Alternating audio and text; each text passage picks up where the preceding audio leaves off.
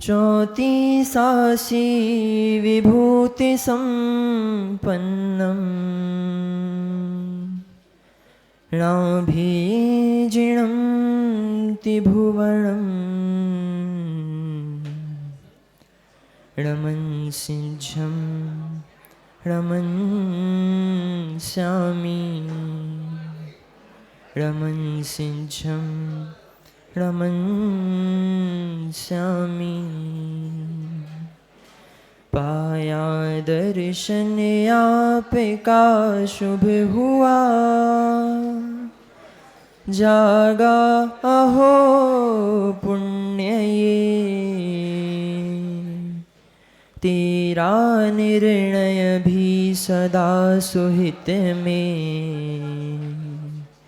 तेरी भली राह ये तेरे हार्दिक प्रेम भाव गुण से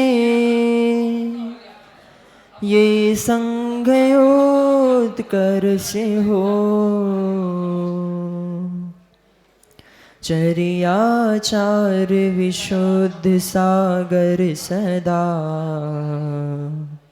जीवंतया दर्श हो नमो अरिहंताणं नमो सिद्धाणं नमो आयरीयाणं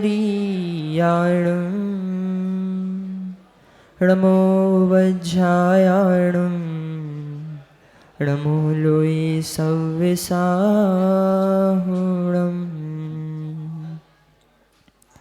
जय बोलिए अनंत अनंत परम सिद्ध भगवान की 1008 श्री चंदा प्रभु भगवान की वात्सल्य रत्नाकर आचार्य गुरुदेव श्री विमल सागर जी मुनि महाराज की गणाचार्य भगवान श्री 108 विराग सागर जी मुनि महाराज की निर्ग्रंथ गुरु आचार्य भगवान श्री 108 विशुद्ध सागर जी मुनि महाराज की अहिंसामय विश्व धर्म की।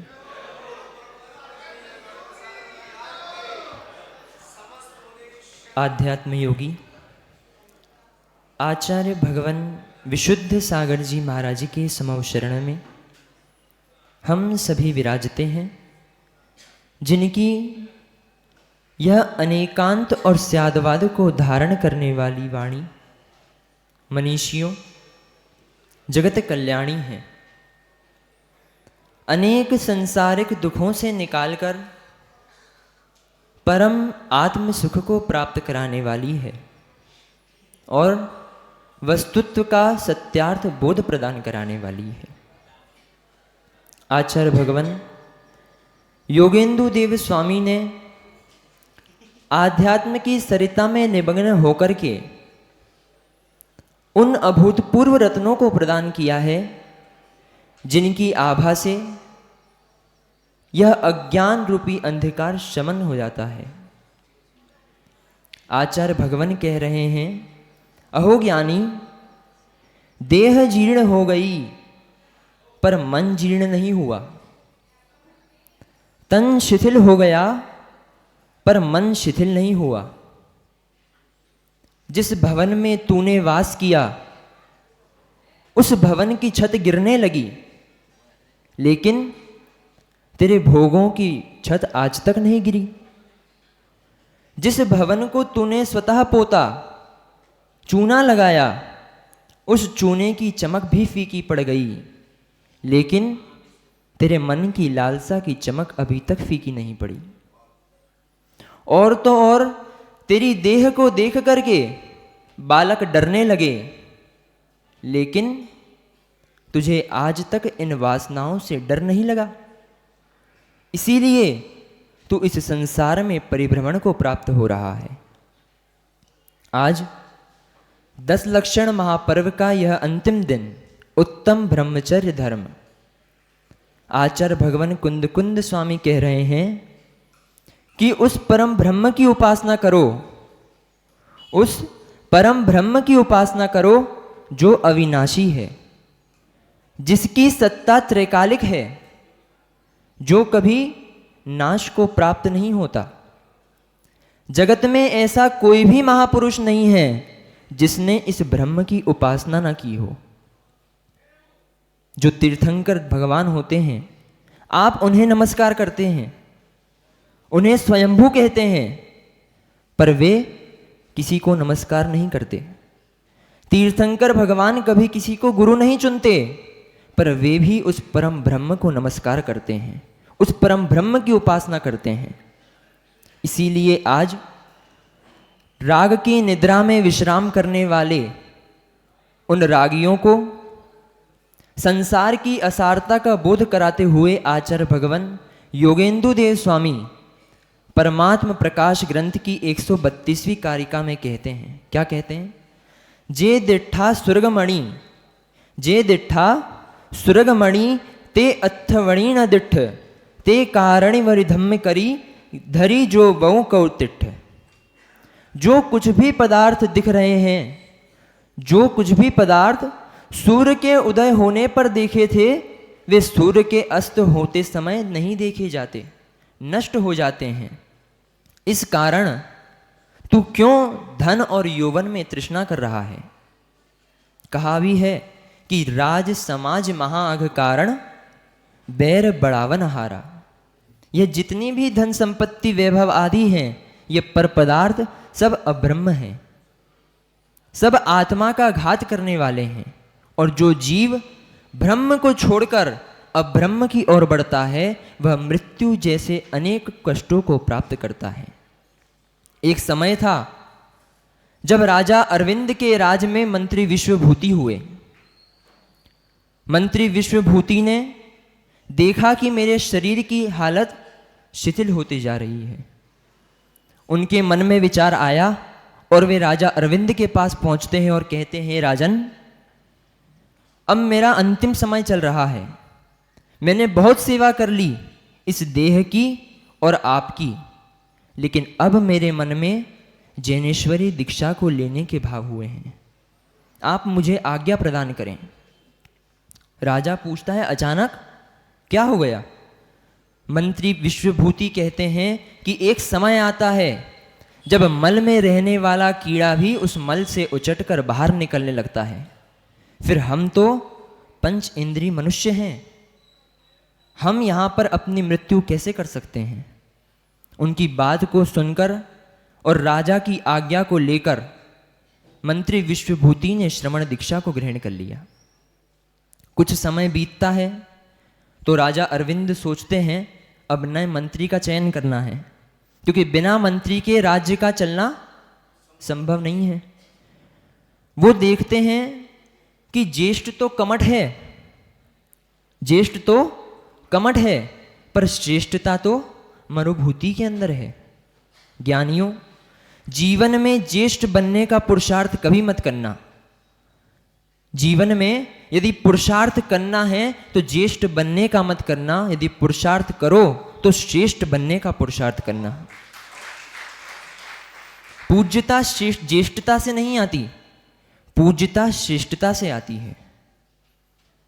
जो ज्येष्ठ हैं, एक चिरकाल के दीक्षित मुनिराज भी अहम में डूब करके अनेकों भवों तक भ्रमण करते हैं, लेकिन वहीं कोई अंतर मुहूर्त पूर्व दीक्षा लिए, दूसरे अंतर मुहूर्त में केवली बने और वहीं तीसरे अंतर मुहूर्त में सिद्ध पर्याय प्रकट कर ली। ऐसा चिंतन कर राजा अरविंद ने छोटे भाई को मंत्री पद दे दिया। किसको? मरुभूति को। लेकिन छोटा आगे बढ़े और बड़े शांत बैठे, ऐसा होना बहुत कठिन है। ईर्ष्या की ज्वाला जिसके अंदर है उसका शांत रहना बहुत कठिन है। यदि अपने जीवन में आप कुछ कर पाओ या ना कर पाओ, घोर तपस्वी बन पाओ या ना बन पाओ, लेकिन ईर्ष्या की ज्वाला की भट्टी जो आपके अंदर रखी है उसको निकाल कर बाहर कर देना। क्योंकि जीवन भर की कमाई को मात्र एक माचिस की तीली जैसे नष्ट कर सकती है, ऐसे ही वर्षों में की गई तपस्या को मात्र एक ईर्ष्या की ज्वाला नष्ट कर सकती है। ईर्ष्या संबंध नहीं देखती। भाई भाई में ईर्ष्या हो गई। समय बीता, राजा को कमट को डाह हो गया। राजा राज्य कारवश विदेश जाना पड़ा, तो राजा के साथ मंत्री का जाना सहज है। जैसे ही राजा और मंत्री ने नगर को छोड़ा और विदेश की ओर गमन किया तो कमठ नगर में स्वच्छंदी हो गया और एक दिन उसकी खोटी दृष्टि छोटे भाई की पत्नी पर पड़ गई। वो क्या कहता है, अपने मित्र से कहता है, हे मित्र, तुम मेरे छोटे भाई की पत्नी को मेरी स्त्री बनवा दो। वो मित्र उसे समझाता है कि लघु भाई का ज्येष्ठ भाई पिता तुल्य होता है और लघु भाई की पत्नी ज्येष्ठ भाई की बेटी के समान होती है, फिर बेटी के साथ व्यभिचार कैसा? मित्र ने समझाया, नहीं, ऐसा नहीं हो सकता, परंतु क्या कर सकते हैं, प्रक्षीण पुण्यम विनश्यते विचारणम। पुण्य के क्षीण होने पर शुभ विचारों का विनाश होने लगता है। आज का समय विचित्र है। कोई शराब पिलाने वाले से परेशान है तो कोई शराब छुड़ाने वाले से परेशान है।